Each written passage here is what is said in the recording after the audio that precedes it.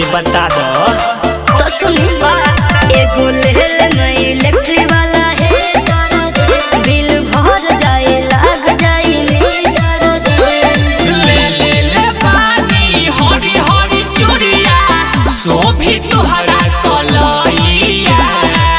अच्छा बड़ा लागत आवे जड़ सुनो सहिया पटना से ले हो रजैया पटना से ले हो रजैया